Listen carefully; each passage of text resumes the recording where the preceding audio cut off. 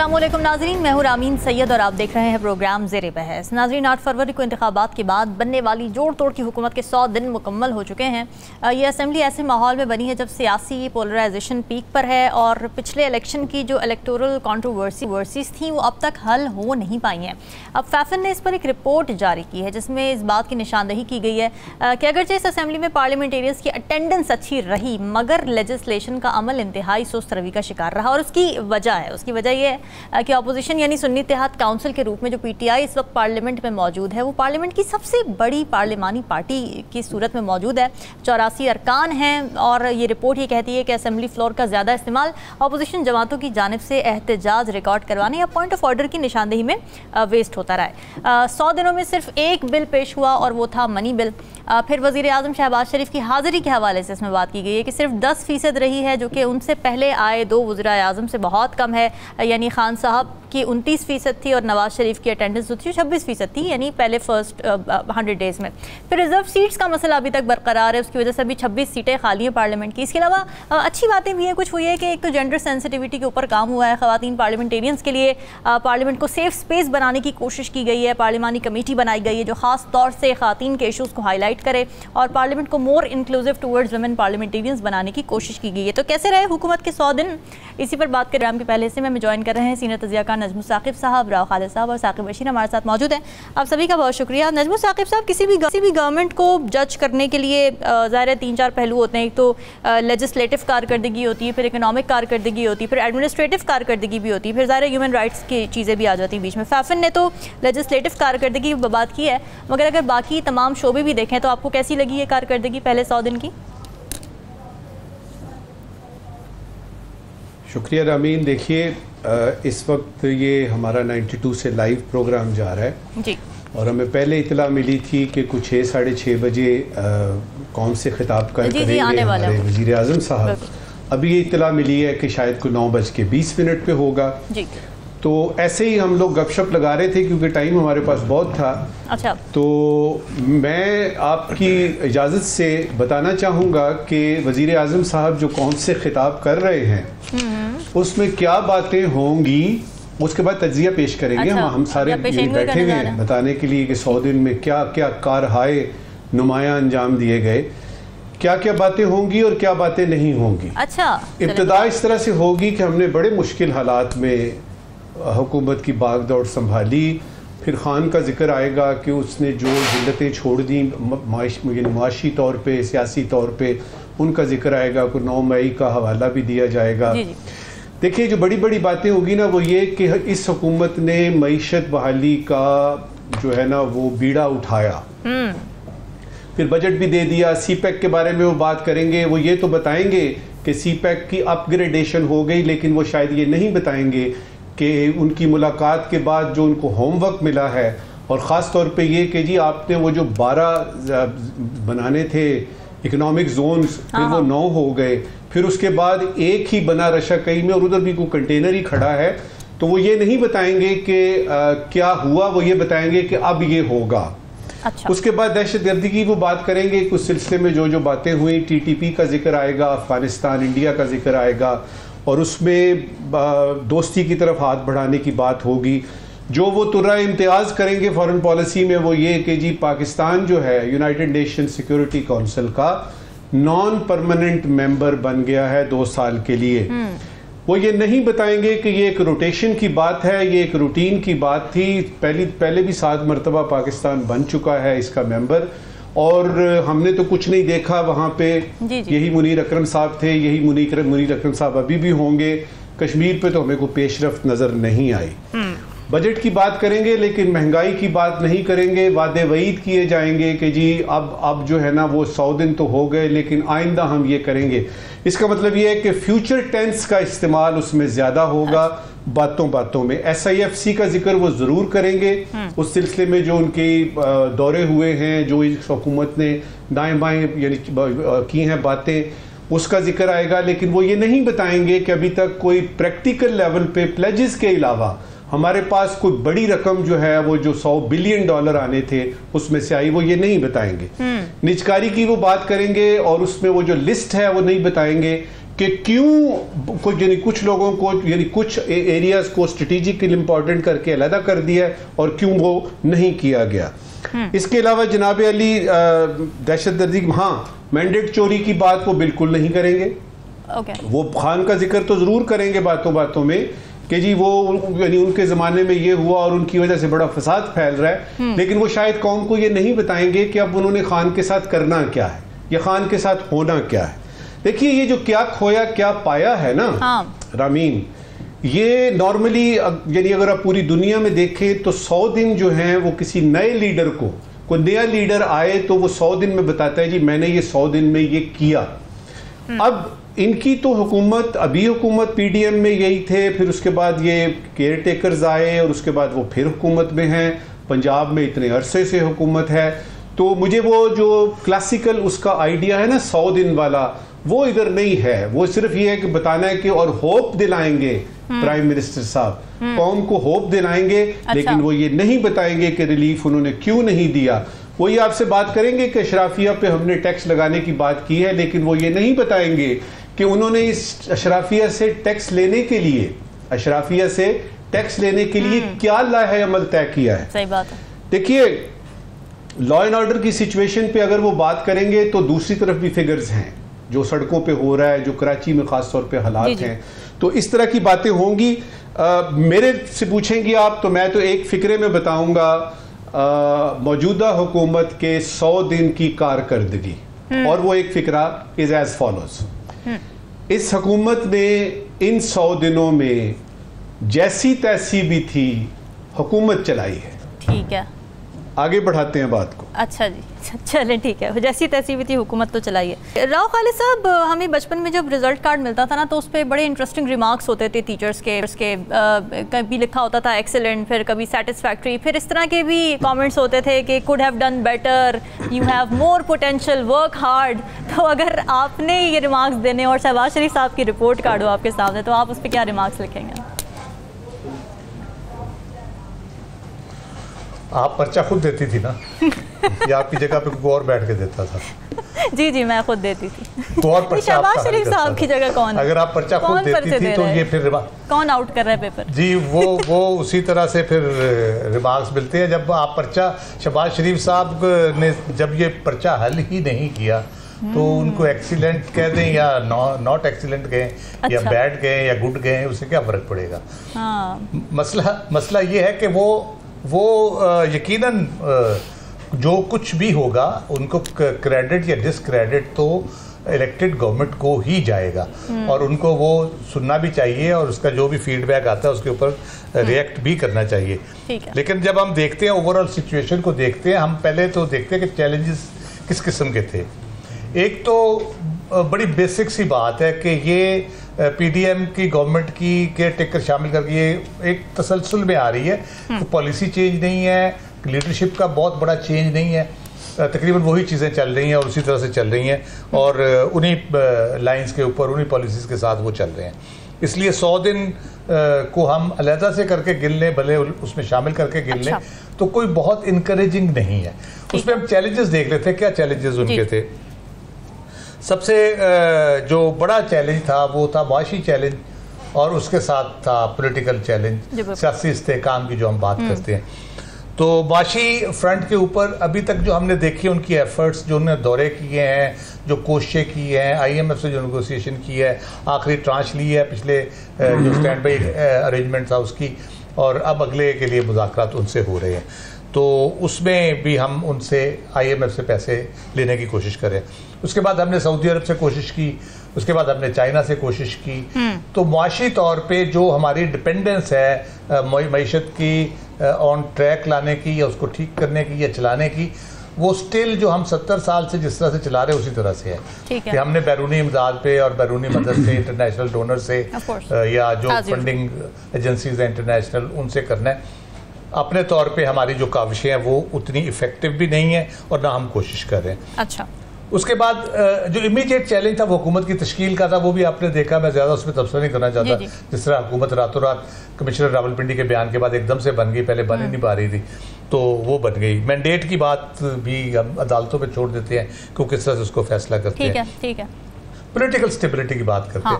Political stability में आपके अपने अलाइज के साथ एक तो आपने चलना है, उनको साथ लेके चलना है। उसमें आप देख रहे हैं अभी पीपल्स पार्टी बजट के ऊपर नाराज होकर बैठ गई है।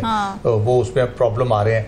केपी बतौर सूबा वो आपकी कन्फ्रंटेशन उस तरफ है। सिंध में अगर हो जाती है तो यह ज़्यादा मसाइल पैदा होंगे। सिंध में होगी तो बलूचिस्तान में भी होगी, क्योंकि वहाँ भी पीपल्स पार्टी है। फिर उसके बाद पंजाब के साथ भी लड़ाई तो नहीं, लेकिन जिस तरह पंजाब सोच रहा है या जिस तरह प्राइम मिनिस्टर सोच रहे हैं, मेरा ख्याल है उसमें भी काफ़ी अप्रोच में फ़र्क है, काफ़ी सारा डिफरेंट तरीके से। पंजाब में कोशिश की जा रही है कि लोगों को रिलीफ दिया जाए, लोगों के मसाइल हल किए जाए, लोगों को किसी तरीके पॉलिटिकली वापस लाया जाए अपने वोट बैंक को। जबकि मरकज़ में जो इस किस्म की कंपल्शंस हैं उसमें वज़ीर आज़म बहुत खुल के वो काम नहीं कर पा रहे। और जिस तरह जहाँ तक इमरान खान साहब या PTI से मुज़ाकरात की बात है, उनको लूप में लेने की बात है, उस तरफ भी कोई किसी किस्म की पेशरफ्त नहीं है। बल्कि उस वक्त जो खलीज है बहुत बड़ी थी, वो मज़ीद बढ़ती जा रही है, उसमें कभी की कोई हमें चीज़ नज़र नहीं आ रही। उसके बाद एक जुडिशल क्राइसिस आता है। 6 जजेस खत लिखते हैं, उसको हुकूमत जिस तरह से हैंडल करती है, बल्कि मिस हैंडल करती है, उससे वो मसाइल काफ़ी गंभीर हो जाते हैं। ये कह लें कि जुडिशरी और जो हुकूमत है आमने सामने एक तरह से खड़े हो जाते हैं। उसको हल करने की बजाय उसमें तेल छिड़का जाता है ताकि वो आग भड़के, और हमारे वज़ीर कानून ने उसमें बड़ा अहम किरदार अदा किया उस चीज़ को ख़राब करने में। तो वो एक क्राइसिस है। लेटली हम देखते हैं पहला बजट इन्होंने 100 दिन के अंदर दिया। उस पर आप फीडबैक देख लें, जिस किस्म का आ रहा है, जिस किस्म की चीज़ें हो रही हैं, जो उसमें जो कुछ किया गया है, जो कुछ करना चाहिए था, जो कुछ नहीं करना चाहिए था, कोई सिमत का तयन होना चाहिए था, मुआशी तौर पे अपने पाँव पे खड़ा होने के लिए कोई काविश नज़र आनी चाहिए थी, हमें कहीं नज़र नहीं आती। ले दे के कल रात को जो आखिरी उन्होंने काविश की है, पेट्रोल 10 रुपये 20 पैसे सस्ता किया है, बिजली ठीक है जी, लेकिन पेट्रोल सस्ता कर दिया और बिजली महंगी कर दी, ठीक है। हाँ जी, बिजली बढ़ा दी। अब फ़र्क क्या है दोनों में? पेट्रोल हर 15 दिन बाद जो पेट्रोलियम प्राइसेस हैं वो रिव्यू होती हैं। बिल्कुल बिल्कुल। अब अगर 15 दिन के बाद वो 10-15 रुपए महंगा कर देंगे तो हम क्या कर लेंगे? फिर इस पे पेट्रोलियम लेवी लगनी है, जो खजाना साहब ने हमें बताया कि वो ग्रेजुअली हम लगाना शुरू करेंगे। नया माली साल शुरू होगा तो उसमें ग्रेजुअली लगाना, तो वो बढ़ना शुरू हो जाएगा। बिजली के बारे में ये है कि बिजली की कीमत जब बढ़ जाती है तो वो फिर हमेशा के लिए बढ़ती है। उसने 15 दिन बाद रिवाइज नहीं होना, उसने बढ़ना ही है फिर, ठीक है। इसलिए ये कोई रिलीफ अगर कंपैरिजन में हम देखें तो पेट्रोल प्राइसेस पे वक्ती तौर पे रिलीफ है। ईद पे लोग मेरे के सफ़र में को 500-700 हज़ार रुपये बच जाएगा लोगों का जिन्होंने लंबा सफ़र करना है। लेकिन बिजली के उधर जो खाता पूरा किया गया है वो बहुत, और उससे एक नई वेव आएगी महंगाई की इसके साथ साथ, क्योंकि प्रोडक्शन कॉस्ट बढ़ेगी नेचुरली जब इस तरह से होती है।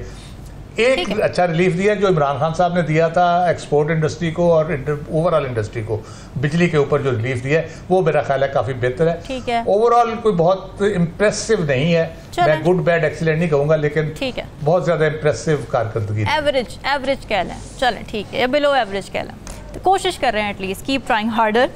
साकिब, कैसी कारकर्दगी थी आपके ख्याल में 100 दिनों की अगर बात की जाए? और दूसरा ये कि ज़ाहिर 100 दिन अब गुजार लिए शहबाज शरीफ ने, उससे पहले भी वो सरबरा थे ज़ाहिर PDM के, उसमें भी शहबाज शरीफ साहब वज़ीर आज़म थे। विज़न क्या नज़र आया आपको, उनकी अप्रोच कैसी लगी? क्योंकि ज़ाहिर है उनके साथ एक ये भी है कि एडमिनिस्ट्रेटर बहुत अच्छे थे पंजाब में जब थे, शहबाज स्पीड, ये तमाम चीज़ें, ये पोर्टफोलियो उन्होंने बरकरार रखा है वज़ीर आज़म बन के? एक तो जब ये 2018 में PTI की हुकूमत आई तो पहले 100 दिन के बाद जब उनकी कारकर्दगी उन्होंने बतानी थी तो इश्तिहारात बड़े बड़े शाये हुए मुख्तलिफ अखबारात पे कि उस पर कुछ नहीं लिखा हुआ था, सिर्फ ये लिखा हुआ था कि हम मसरूफ़ थे। अब हो सकता है कि ये भी जो है वो इसी तरह मतलब सोच रहे हो कि हम जो है वो मसरूफ़ थे कि कुछ ना कुछ जो है वो हम करने जा रहे हैं। वो तो अल्टीमेटली वो तो एक इनके सामने टारगेट है और पहले भी था। PDM की जो हुकूमत जो अभी वज़ीर आज़म शहबाज शरीफ जो है वो तकरीर में भी उन्होंने इस बात पे कि वो जो 2022 अप्रैल में हमने मुल्क को डिफ़ॉल्ट होने से बचाया, इसका मतलब ये है कि वो अपनी हुकूमत को अप्रैल 2022 से कंसिडर करते हैं कि तब से लेकर अब तक जो है वो उनकी ही हुकूमत है। फिर जो है वो गवर्नमेंट उन्होंने अल्टीमेटली डिलीवर तो करना है। डिलीवर ना करने या जो अवाम में उनकी पजीराई है, सियासी पॉलिटिकल जो है वो पजीराई, वो 8 फरवरी को हमने देखा कि उसमें काफ़ी जो है वो कमी थी। अब वो डिलीवर अगर नहीं करेंगे तो वो मज़ीद जो है वो डिक्लाइन की तरफ जाएगी। अगर मरकज़ की बात करें तो मल्टीपल चीज़ें थी। एक अगर पॉलिटिकली क्योंकि जो माशी मसाइल मौजूद हैं, वो बजट की बात तो हो गई, माशी मसाइल तो मौजूद है हमारे यहाँ, लेकिन उसी के साथ वो जो सियासी इस्तेहकाम है वो आना ज़रूरी है ताकि मईशत जो है वो ग्रेजुअली बेहतरी की तरफ जो है वो जा सके। लेकिन ऐसा हो नहीं पा रहा। और उसमें अगर पिछले 100 डेज में गवर्नमेंट की देखा जाए कि उन्होंने क्या किया है, अमली तौर पर क्या किया है, और मेरी नज़र में हुकूमत ने इस पॉलिटिकली जो इतना हाई है सारे मामलात, उनको नीचे लाने के लिए अमली तौर पर इन्होंने कुछ नहीं किया। बल्कि इसको मजीद जो है वो करने के लिए उन्होंने बहुत कुछ किया है। मतलब फॉर एग्जांपल अगर इंगेज करना है पीटीआई को तो उन्होंने कोई मैंडेट के हवाले से मतलब कह ही देते, ना बनाते जुडिशल कमीशन या कमीशन की बात करते या कोई पार्लिमानी कमेटी कहते कि ठीक है आपके मैंडेट की बात है तो हम कम। 2018 आपको याद होगा जब ये उस वक्त की अपोजिशन थी मुस्लिम लीग नून और दीगर पोलिटिकल पार्टीज, तो उस वक्त की हुकूमत ने कह दिया कि ठीक है जी पार्लिमानी कमेटी बनाते हैं, देखें कि ये कि किसका मैंडेट चोरी हुआ है, कैसे हुआ है, किस तरह हुआ है। अगरचे वो चीज़ें आगे नहीं बढ़ सकी, ये भी कुछ तो अमली तौर पर कुछ तो करते। सारे वज़रा कहते हैं कि बात होनी चाहिए पॉलिटिकली, लेकिन हुकूमत जो है उसके पास इख्तियार होता है, बहुत कुछ करने को होता है, उन्होंने कुछ नहीं किया। इवन मैंडेट की बात आई तो उन्होंने ऑर्डिनेंस जारी कर दिया। शहबाज शरीफ साहब की प्राइम मिनिस्टरशिप में ये हुकूमत डिसीजन मेकिंग में इतनी एम्पावर्ड नजर नहीं आ रही है। उनके हाथ में शायद चीजें हैं नहीं जैसे कि होनी तो चाहिए अकॉर्डिंग टू द बुक। नहीं, ये जो बात है मैं और आप क्या, ये तो हुकूमत के अंदर बैठे लोग पब्लिकली आकर कह देते हैं कि ये जो ग्रिप है उनकी नहीं है। बतौर शहबाज शरीफ वज़ीर आज़म जो है उनकी ग्रिप नहीं है, तो वो ग्रिप अगर ना हो, हुकूमत पर ग्रिप ही ना हो, तो फिर आप वो मामलात कैसे लेकर चल सकते हैं। पिछले 100 डेज में जब ये मतलब हुकूमत तश्कील दी गई तो पीपल्स पार्टी ने तो कहा था कि वो आएंगे आगे चलकर जो है वो, अभी वैसे बात बजट के बाद की हुई थी, लेकिन यह है कि उन्होंने कहा था कि हम कैबिनेट का हिस्सा बनेंगे, वो नहीं बने। मतलब जो पीपल्स पार्टी है वो जो सारा बर्डन है जो अवामी गमो गुस्सा का, जो महंगाई, बेरोजगारी, बजट, टैक्सेस, हर चीज़ जो है, तो वो गमो गुस्सा अपने कंधों पर लेने के लिए अभी भी तैयार नहीं है। 100 डेज की ये भी जो है वो बात है। फिर जो बैरूनी जो है वो दौरे होने थे सऊदी अरब से भी, या सऊदी अरब का दौरा किया, चीन का किया, अगरचे वो एक लंबा प्रोसेस होता है, उसके असरात हो सकता है समरात आइंदा आने वाले दिनों में हमें नजर आएंगे। अभी तक बात ये कि सारे ही प्रोसेस लंबे होते हैं, जरूरत इस बात की होती है कि कंसिस्टेंसी से हुकूमत को चलते रहने दिया जाए। नाज़रीन पढ़ लेते हैं ब्रेक, स्टे विद अस।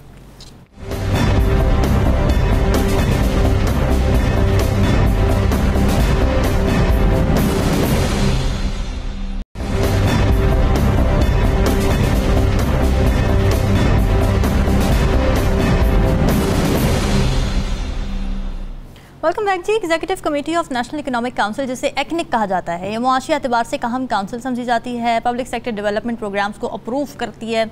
इसकी सदारत हमेशा वज़ीर ख़जाना के हाथ में रही है, मगर तारीख़ में पहली बार इसकी सदारत वज़ीर आज़म ने अपने हाथ में ले ली है। और उनकी गैर मौजूदगी में नायब वज़ीर आज़म यानी नून लीग के फेवरेट इसहाक डार साहब, जिनके पास ओरिजिनली तो वज़ारत ख़ारिजा का कलमदान था, मुआशी उमूर में भी अब उनकी इनपुट कलीदी हो जाएगी। ये सदारत मोहम्मद औरंगज़ेब जो कि वज़ीर ख़जाना है पाकिस्तान के, उनको ना देने की क्या वजह हो सकती है, इसी पर बात कर लेते हैं। राव खालिद साहब, वज़ीर ख़जाना पर अदम एतमाद है?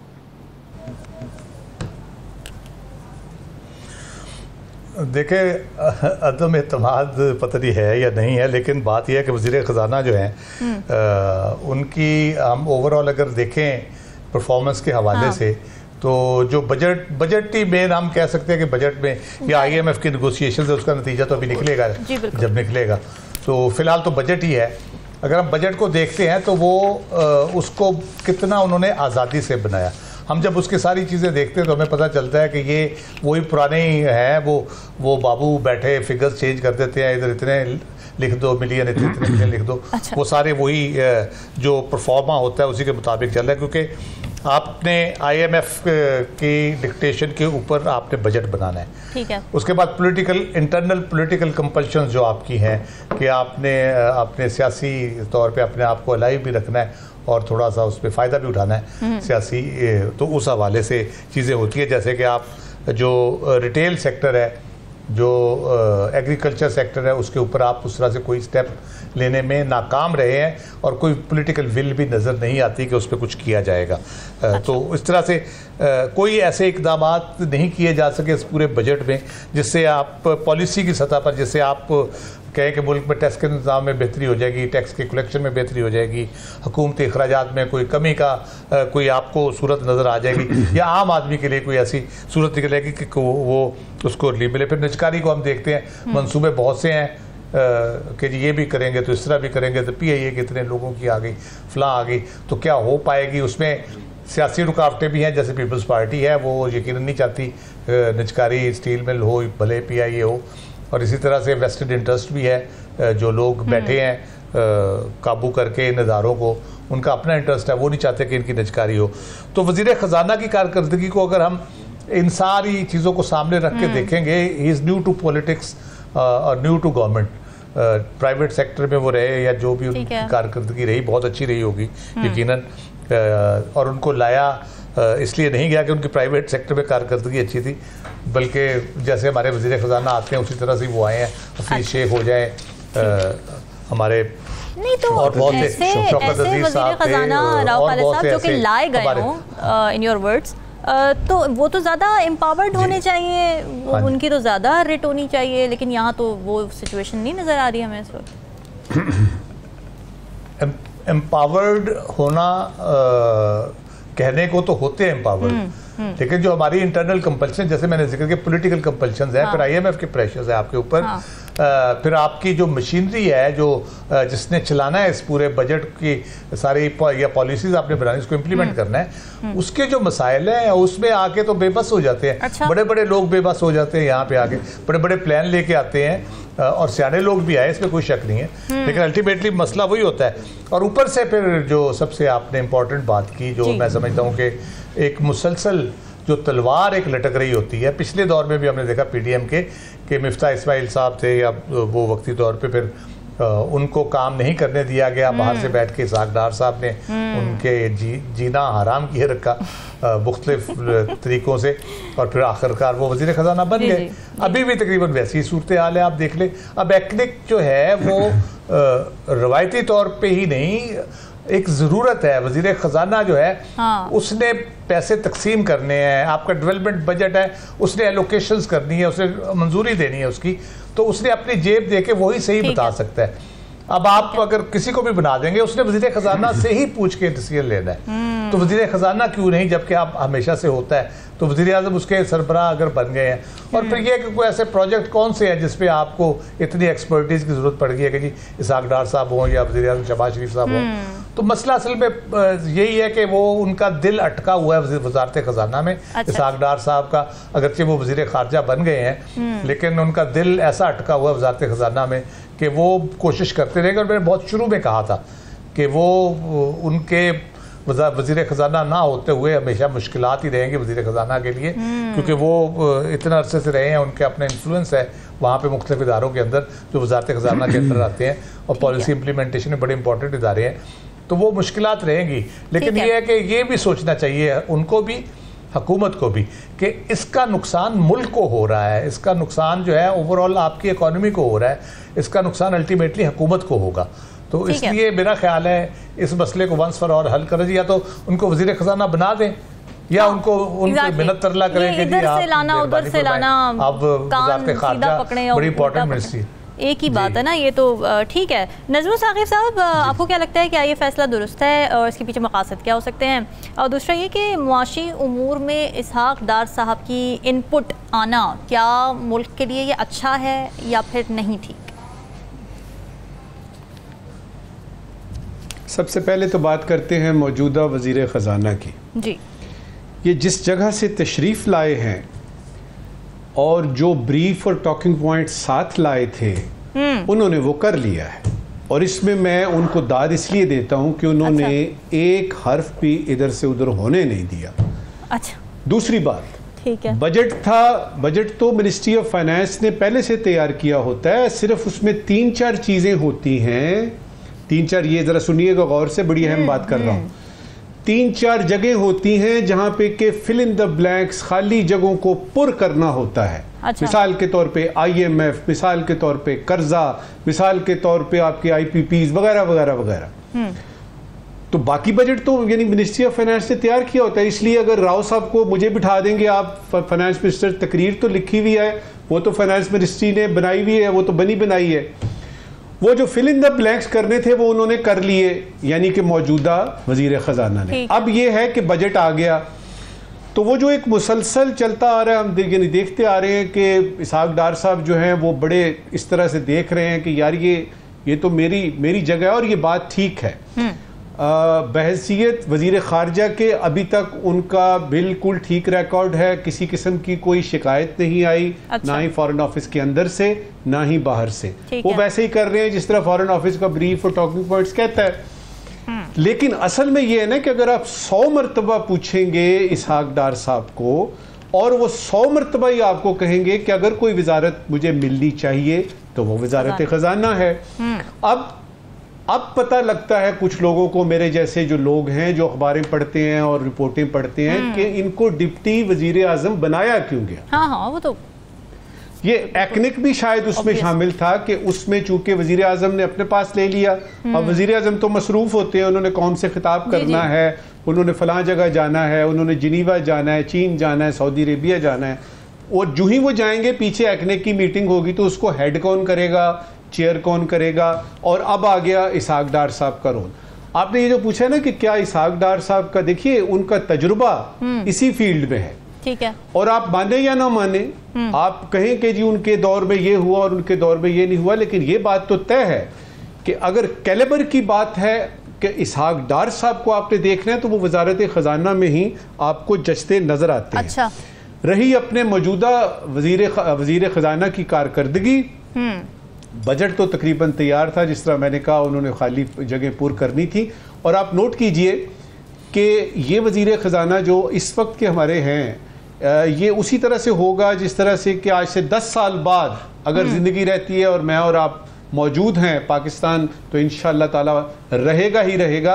अगर हम जिंदा हैं तो हम देखेंगे कि जिस तरह शौकत अजीज़ साहब को या बाकी जो वजीर खजाना बाहर से आते रहे, हफीज शेख साहब जैसे, उनको कुछ सवालों का सामना करना पड़ेगा, या औरंगजेब साहब को अभी नहीं, अच्छा, उस वक्त, और वो उधर से बाहर से ही जवाब देंगे, अल्लाह अल्लाह खैर सल्ला। और उसमें निजकारी एक ऐसा एलिमेंट है जिसमें कि यानी इनको शौकत अजीज साहब को भी पूछा गया, इनको भी पूछा जाएगा। और उस वक्त इस वक्त की हुकूमत के लोग ये कहेंगे जी वो तो हमारे पास था ही नहीं। इसका मतलब ये है कि जो रिस्पॉन्सिबिलिटी है इस वक्त के फोपे की, रिस्पॉन्सिबिलिटी है इस वक्त की गलतियों की, वो हवा में तहलील हो जाएगी।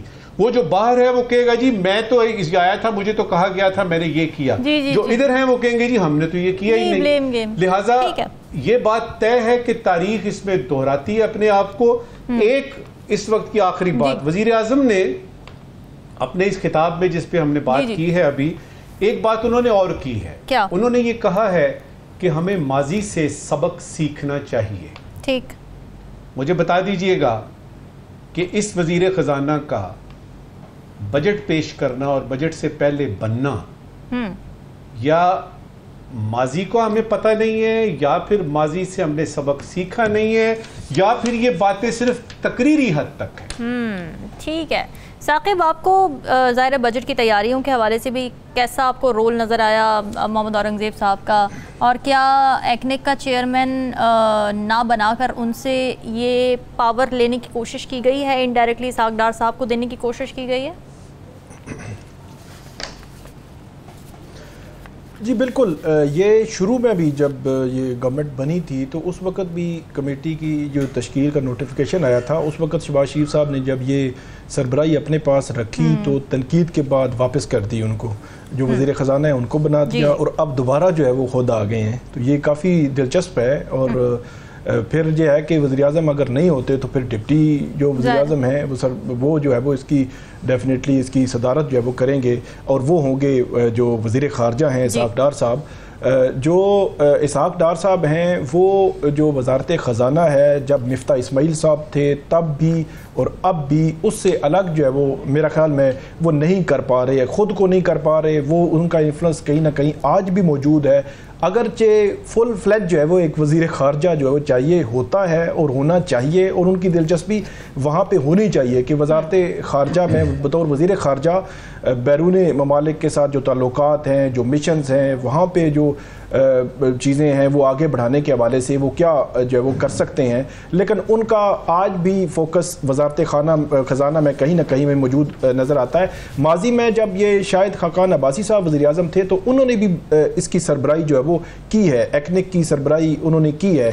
बाकी रही बात जो वज़ीर ख़ज़ाना है, जो बजट है, वो बजट तो डेफिनेटली जो वो लाए हैं उस बजट पे हर तरफ से तनकीद भी हो रही है, और ये बजट जो है वो मेरा ये ख्याल है कि अवाम के लिए बहुत ज़्यादा मुश्किलात पैदा करेगा। महंगाई तो डेफिनेटली होगी, और जो ये तनख्वाहदार तबके पे जो टैक्सेस की भरमार की गई है, और वो जो तो सरकारी मुलाजमीन है उनकी सैलरीज तो 25%, 20% जो बढ़ाई गई है वो तो एक लेवल हो जाएगा। चले उनसे अगर एक तरफ टैक्सेस लिए जाएंगे तो दूसरी तरफ उनकी सैलरीज बढ़ाई गई हैं, तो वो तो एक न्यूट्रल पोजीशन में आ जाएंगे। लेकिन जो प्राइवेट सेक्टर्स में काम करने वाले लोग हैं उनसे इतनी बड़ी तादाद में आप अगर ये टैक्सेस ले रहे हैं तो उनकी कोई जस्टिफिकेशन है? मतलब ये जो वज़ीर ख़ज़ाना साहब हैं जब ये प्रेस कॉन्फ्रेंस कर रहे थे तो दूध के डब्बे पे उनसे जब पूछा, सहाफ़ी सवाल किया उन्होंने कि आपने इस पे टैक्स लगा दिया है, तो उन्होंने मतलब ये कहा कि ये तो आम बंदे का तो मामला नहीं है कि जो डब्बे वाला जो दूध है उस पर अगर 50 रुपये टैक्स लगा है तो वो आम बंदे को तो हिट नहीं करेगा। आम को क्यों नहीं हिट करेगा? उनको शायद अंदाज़ा नहीं है कि लोग आजकल जो है वो डब्बे का दूध इस्तेमाल होता है और बड़े जो है वो बड़े पैमाने पर इस्तेमाल होता है। इसी तरह अगर जो है वो दूसरी तरफ बात की जाए, जो तनख्वाहदार तबका है, जो प्राइवेट सेक्टर्स हैं, वहां पे अगर आपकी 3.5 लाख सैलरी है तो 35% अगर उस पर टैक्स लगेगा तो फिर क्या आप उस टैक्स देने वाले को क्या आप एजुकेशन फ्री दे रहे हैं, हेल्थ दे रहे हैं, ट्रांसपोर्ट की सहूलत आप दे रहे हैं? ये वो सवालात हैं। जब हम कंपेयर करते हैं जो यूके में, यूरोप में, अमेरिका में, वहां लोग टैक्स देते हैं, वो लोग टैक्स देते हैं लेकिन टैक्स के बदले फिर रियासत भी उनको कुछ देती है, फैसिलिटेट करती। एग्जैक्टली, बिल्कुल ठीक है, आपका पॉइंट आ गया। नाज़रीन, डिस्कशन जा रही है, वक्त ब्रेक का, स्टे विद अस।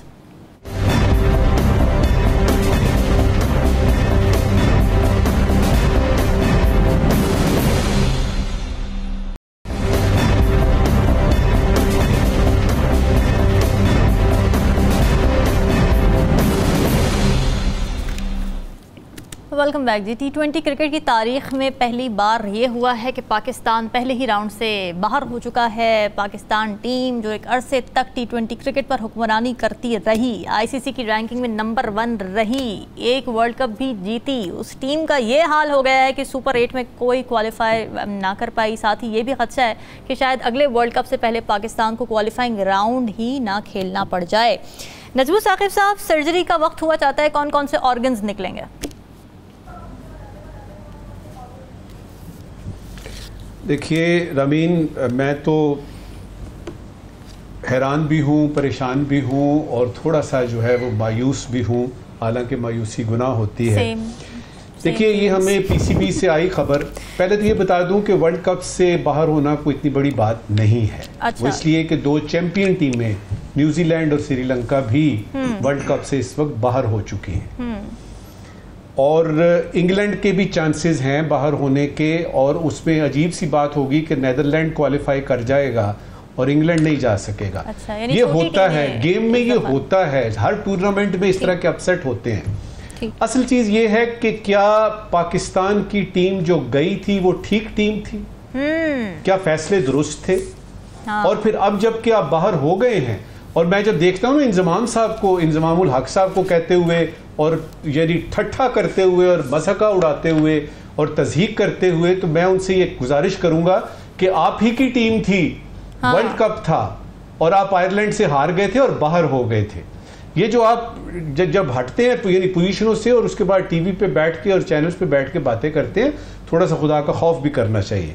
देखिए सर्जरी की बात हुई, पीसीबी से आया कि बड़ी सर्जरी होगी, तो मैंने कुछ और मतलब लिया, आप लोगों ने कुछ और मतलब लिया होगा। मेरे नजदीक किस चीज की सर्जरी की जरूरत है? किस चीज की? मेरे नजदीक आपके क्रिकेट माइंडसेट की सर्जरी की जरूरत है। आपने मेरे दिल की बात कह दी ना। वो माइंडसेट जिसमें पर्ची चलती है, वो माइंडसेट जिसमें ये है कि मैंने ये अगला मैच पता नहीं खेलना है कि नहीं, वो माइंडसेट जिसमें आप इंडिविजुअल परफॉर्मेंस की तरफ तवज्जो देते हैं, कलेक्टिव अप्रोच आपकी नहीं है, वो माइंडसेट जिसमें ये पता होता है कि अगर मैं जख्मी हो गया तो मेरी सही तरह से इन्होंने तीमारदारी नहीं करनी, मुझे लंदन नहीं भेजना, यूएसए में नहीं भेजना, वो माइंडसेट जिसमें ये है कि बाहर से ही कोई कोच आएगा, वो माइंडसेट जिसमें ये है कि सिलेक्टर्स, आप अंदाजा लगाइए ना, जो सिलेक्टर्स हैं वो पर्चियों के जरिए आए हुए हैं, तो आपके ख्याल में वो पर्चियां नहीं देखेंगे?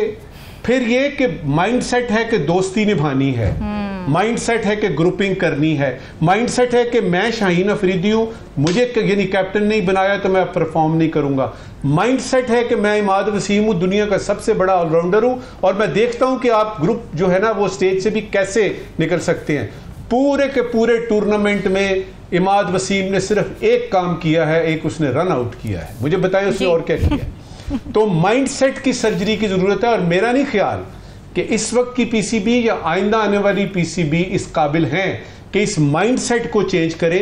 सबसे पहले ये कर लीजिए कि मान लीजिए कि ये टूर्नामेंट इस तरह के होते हैं, अपसेट होते हैं, कोई बात नहीं, ठीक है, माइंडसेट चेंज करें। प्लेयर्स को सिर्फ ये नहीं होता कि चुनना आपने, आपने उनको खिलाना भी होता है, उनके मोराल का भी ख्याल करना होता है और उनकी रिस्पेक्ट करनी होती है। और प्लेयर्स के लिए ये इस वक्त की आखिरी बात कि खुदा के लिए इन इश्तिहारों को, इन एड्स को कितने को पैसे बना लेंगे आप इन इश्तिहारों को रखिए जब आप रिटायर होंगे, बिल्कुल ठीक है, इस तरह की इज्जत बनाइए अपनी, पहले खेल के दिखाएं। ये है सारी सूरत। रिटायर हो जाते हैं खिलाड़ी और फिर उनको वापस ले आया जाता है और जो नया टैलेंट है जो परफॉर्म कर रहा होता है उनको खिलाया नहीं जा रहा होता। ये इस वक्त सबसे बड़ा क्रिटिसिज्म है जो सामने आ रहा है हमारी टीम पर, क्या कहेंगे?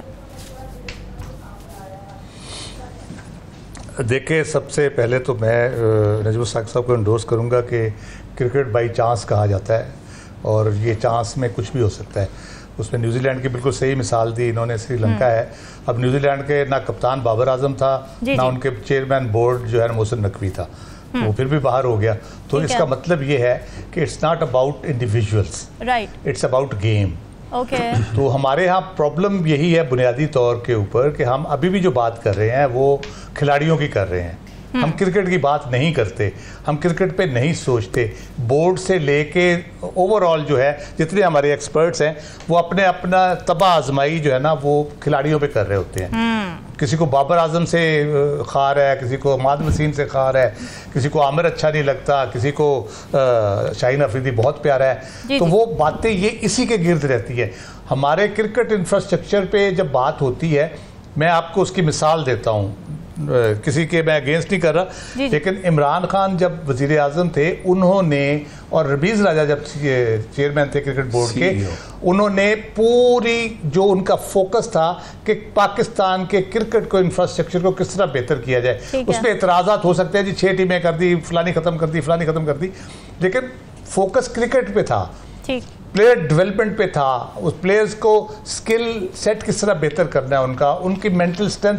हमारे यहाँ जो सबसे बड़ा मसला मुझे नजर आता है, स्किलफुल प्लेयर होते हैं, कमाल के प्लेयर है हमारे पास, कोई दुनिया में उनका मुकाबला किसी से भी आप करवा ले, लेकिन जो मेंटल स्ट्रेंथ है ना वहां पे आके हम मार खाते हैं। उसकी बुनियादी वजह क्या है? एजाज अहमद ने बात की थी, बड़े राह तरीके से उन्होंने कर दी और थोड़ी एथनिसिटी उसमें आ गई। बुनियादी वजह यह है कि हमारे मोस्टली खिलाड़ी जिस आते हैं, मुतवसत तबके से आते हैं या निचले तबके से आते हैं, वो एक तो जो जिस तरह के माहौल में वो पले बड़े होते हैं उसमें तो मोहल्ले वाले भी 2 थप्पड़ मारते थे जाते जाते बच्चे को, वो किधर फिर रहा है तू, ठीक है। इस तरह वो गालियां खा के, थप्पड़ खा के, वो उस तरह से एक माइंडसेट और तरह का होता है। उन पर उनसे आप थोड़ा सा प्रेशर डाले, एकदम से उनका दिमाग भाग से उड़ जाता है, उनके सोचने समझने की सलाहियत माउफ हो जाती है। तो आप टीमें 7 साइकियाट्रिस्ट लेके फिर रही हैं। हाँ। अच्छी खासी टीमें जिनके लोग मेंटली स्ट्रांग भी हैं। हम उस पर बात नहीं करते। क्रिकेट पे तवज्जो दें, क्रिकेट के बेहतरी पे तवज्जो दें। खिलाड़ी आते जाते रहेंगे, अपना भुगतते रहेंगे जो भी उन्होंने किया है, कारकर्दगी की है, वो अंदर भी होंगे बाहर भी होंगे टीम के। इसलिए क्रिकेट पे हम बात भी क्रिकेट पे होनी चाहिए। ठीक है, इंडिविजुअल परफॉर्मेंसेस जब होती हैं उस पर जरूर आप तबसरा करें कि गलती कहाँ पे थी। मुझे बाबर आजम की कप्तानी पे खासतौर पे फील्ड प्लेसिंग पे मुझे हमेशा एतराज रहता है। वो बहुत गलत फील्ड प्लेसिंग करता है और उसकी वजह से हमें नुकसान उठाना पड़ता है। इंडिया के खिलाफ भी, वो अमेरिका के खिलाफ भी हम इसी वजह से आ रहे हैं। बिल्कुल ऐसे ही। लेकिन उसका मतलब ये नहीं है कि वो प्लेयर अच्छा नहीं है, वो बैटिंग नहीं कर सकता, वो खेल नहीं सकता। आप उसकी जिस तरह मर्जी ऐसी तैसी फेर दे, अगर वो एक जगह पे फेल हो गया तो, लेकिन जो उसकी कारकर्दगी है उसको आप नजरअंदाज ना करें। बड़ी अच्छी आपने बात की, मेंटल हेल्थ क्रिकेट पे फोकस रखें कि रॉ टैलेंट है हमारे पास बिल्कुल, लेकिन अगर उनको ग्रूम करेंगे, उनके मेंटल हेल्थ पे काम करेंगे तो ज़ाहिर है चीज़ें मज़ीद पॉलिश होंगी। रॉ टैलेंट की हम बात करें साकिब, टैलेंट हंट ज़ाहिर है किया जाता है जब भी क्रिकेट टीम्स बनानी होती हैं, निचले लेवल पे ढूंढा जाता है कि क्या किस तरह का टैलेंट मौजूद है। इसके लिए क्या होता है पाकिस्तान में, या पाकिस्तान क्रिकेट बोर्ड की जानिब से कोई इस तरह के इंतजाम किए जाते हों, ऐसे इवेंट्स रखे जाते हों? एक तो आज का जो ट्रेंड है वो PSL से जो है वो खिलाड़ी ऊपर ले लिए जाते हैं, और डोमेस्टिक जो क्रिकेट है उससे खिलाड़ी जो है वो टीम में लेने वाला जो रुझान है उसमें बहुत ज़्यादा कमी आई है। PSL बल्कि डोमेस्टिक से अगर खिलाड़ी लिए जाएं तो मेरे ख्याल में टैलेंट ज़्यादा जो है वो वहाँ पे मौजूद है, लेकिन थोड़ी सी उनको पॉलिश करने की ज़रूरत होती है। फिर एक और जो बात बड़ी इम्पॉर्टेंट है कि टीम के अंदर जो सियासत है किसी न किसी तरह, और उसमें जो साबिक क्रिकेटर हैं उनका भी बड़ा रोल होता है। अब देखें कि शाहिद अफरीदी साहब ने जो आज एक बयान दिया है कि अगर बाबर आजम जो है वो शाहीन अफरीदी की क़यादत में अगर खेलते तो उनकी इज़्ज़त ज़्यादा मज़ीद जो है वो बढ़ती। ये कैसा बयान है? मुझे तो समझ नहीं आया कि ये अजीब किस्म का उन्होंने बयान दिया है कि मतलब वो इसका मतलब ये है कि कहीं ना कहीं टीम के अंदर वो पॉलिटिक्स कहीं ना कहीं मौजूद है, और फिर उसका असर ये होता है कि आपके मैच पे भी असर आता है। फिर जो आजम खान की मौजूदगी जो है वो टीम में, उसका भी आप जो है वो देख लें कि उसके पीछे क्या कोई साबिक क्रिकेटर, उनके वालिद जो है वो मोइन खान, वो बड़े एक्टिव भी हैं, बताया भी जाता है कि वो एक्टिव हैं। फिर जो अमाद वसीम और मोहम्मद आमिर हैं, उनको 4 साल के बाद उन्होंने एक रिटायरमेंट ले ली थी। फिर बजाय इसके कि आपने PSL पे उन्होंने कुछ कारकर्दगी दिखाई, बजाय इसके कि उनको कहा जाता कि आप जो है वो चले रिटायरमेंट तो वापस हो गई, आप डोमेस्टिक क्रिकेट खेलें, उसके बाद जो है वो वापस आए, उनको डायरेक्टली ले लिया गया। मतलब 4 साल आप पीछे चले गए। नए जो यंग लड़के थे उनको मौका देने की बजाय जो है वो आप। फिर एक और बात आ रही है कि बाबर और रिजवान पे ठीक है क्रिटिसिज्म तो ठीक है, लेकिन बाबर और रिजवान को अगर आप टीम से निकाल दें, जो बैटिंग है आपकी बैटिंग साइड है, तो फिर पीछे बचेगा क्या जो है वो बज़ाहिर जो है वो सिचुएशन जिस तरह जो है वो लग रही है। फिर एक और बात जो है वो कि जब न्यूजीलैंड के साथ हमारी जो मैचेस हुए वो हार गए, फिर शाहीन अफरीदी की जो कप्तानी है वो भी तब्दीली हुई उसमें, फिर सिलेक्शन कमेटी में भी काफ़ी तब्दीलियां हुई, लेकिन वहाब रियाज साहब जो है वो वहाँ मौजूद रहे। तो ये मल्टीपल रीजंस हैं जिनको देखा जाना चाहिए, और डोमेस्टिक क्रिकेट जो है उसको उस पर भी फोकस करना चाहिए ताकि ज़्यादा से ज़्यादा जो टैलेंट है वो आए सामने। बिल्कुल ठीक बात है। नजमुल साकिब साहब आज क्या सवालात लेकर आए आप नाज़रीन के लिए? सवालात से पहले एक छोटा सा रिमार्क इस क्रिकेट के बारे में। चेयरमैन PCB मोहसिन नकवी साहब से गुजारिश है कि एक अच्छा खिलाड़ी ज़रूरी नहीं कि एक अच्छा कप्तान भी हो। बिल्कुल ठीक है। एक अच्छा खिलाड़ी ज़रूरी नहीं कि एक अच्छा कोच भी हो और अच्छा सिलेक्टर भी हो। Very right. इसका ज़रा ख्याल कीजिएगा। बिल्कुल ठीक है। आज का ज़रूरी सवाल, पिछले दिनों मोहतरम मियाँ मोहम्मद नवाज शरीफ साहब ने बातों बातों में शाहिद खाकान अब्बासी की तारीफ़ की और कैमरे ने हनीफ अब्बासी का इस्तफहामिया जेस्चर देखा। अच्छा। उसके बाद से आज तक जितनी दफ़ा भी उन्होंने गुफ्तगू की है, शाहिद खाकान अब्बासी का जिक्र किया है और उनके साथ का जिक्र किया है, उनकी जो खिदमात थी उनका जिक्र किया है। ठीक है। ज़रूरी सवाल ये है कि मुस्लिम लीग नून की मुस्तकबिल की प्लानिंग में शाहिद खाकान अब्बासी साहब की कोई कलीदी हैसियत अवाम के सामने आ रही है तो कब आ रही है? बिल्कुल ठीक है। दूसरा गैर ज़रूरी सवाल, अमेरिका से हार गए हैं, वर्ल्ड कप से बाहर हो गए हैं। गैर ज़रूरी सवाल ये है कि अमेरिका का सुपर 8 में पहुंचना पाकिस्तान को हराने के बाद क्या पाक अमेरिका ताल्लुकात के लिए कोई अहम या सूदमंद साबित होगा कि नहीं? ये तो आने वाला वक्त ही बताएगा। नाज़रीन, सवाल आपके लिए, फीडबैक ज़रूर दीजिएगा। हमें दीजिए इजाज़त। अल्लाह हाफ़िज़।